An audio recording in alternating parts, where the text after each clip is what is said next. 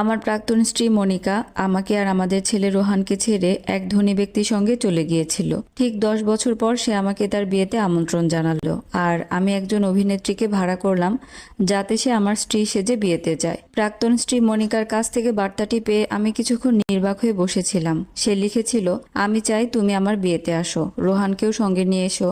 আমার হবু স্বামীর পরিবারের সামনে যদি আমার নিজের ছেলে উপস্থিত না থাকে তাহলে আমাকে কেমন দেখাবে বলো তো। আমি মিস্টার ইয়াসিন।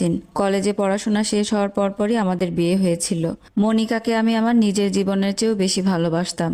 আমি খুবই সাধারণ ও দরিদ্র পরিবারের ছেলে ছিলাম। নিজের বলতে তেমন কিছুই ছিল না, তবু দিনরাত পরিশ্রম করেছি শুধু তাকে সুখে রাখার জন্য।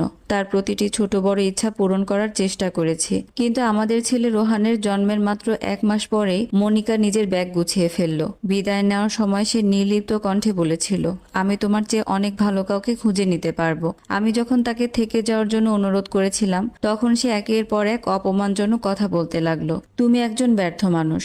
তারপর বলল, তোমার কাছে টাকা নেই। একবার আয়নায় নিজের চেহারাটা দেখেছো? আমার মতো একজন নারী কেন তোমার মতো একজন মানুষের সঙ্গে জীবন কাটাবে? সেদিনের পর কেটে গেল পুরো 10টি বছর। এই দীর্ঘ সময় আমি একাই রোহানকে বড় করেছি। মাঝে মাঝে মনিকা ছেলের জন্য সামান্য কিছু টাকা পাঠাতো, কিন্তু একজন মায়ের দায়িত্ব কখনোই সে পালন করেনি। তার সম্পর্কে আমি শুধু এতটুকুই জানতাম যে সে একজন ধনী ব্যবসায়ীর সঙ্গে সম্পর্কে রয়েছে। সামাজিক যোগাযোগ মাধ্যমে তার বিলাসবহুল জীবনযাপনের অসংখ্য ছবি দেখা যেত। দামি রিসোর্টে ঘোরাঘুরি, বিদেশ ভ্রমণ আর একের পর এক বিলাসবহুল গাড়ি। ঠিক তখনই আমার মাথায় একটি পরিকল্পনা এলো। আমি একজন অভিনেত্রীকে ভাড়া করলাম যে সেদিন আমার স্ত্রী সেজে বিয়েতে যাবে। হয়তো অনেকের কাছে বিষয়টি হাস্যকর মনে হতে পারে, কিন্তু আমি শুধু একবার মনিকাকে দেখাতে চেয়েছিলাম যে তাকে ছাড়াও আমি সম্মান নিয়ে বেঁচে আছি এবং নিজের জীবনটাও সুন্দরভাবেই গুছিয়ে নিয়েছি।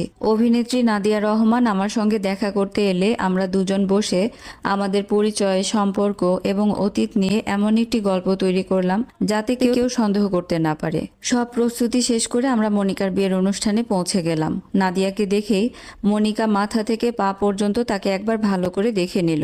তারপর এমনভাবে উচ্চস্বরে হেসে উঠল যেন আশেপাশের সবাই শুনতে পায়। সে ব্যঙ্গ করে বলল, হায় আল্লাহ, তোমার মতো একজন মানুষ এমন সুন্দর একজন নারীকে কিভাবে বিয়ে করলে?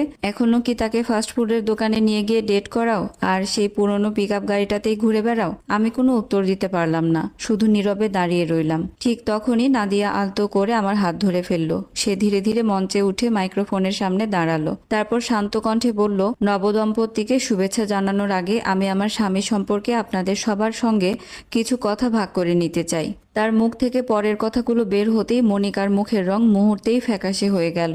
আর সেই রাতের শেষটা এমনভাবেই ঘটেছিল যা দেখে আমি নিজেও সম্পূর্ণ বিস্মিত হয়ে গিয়েছিলাম।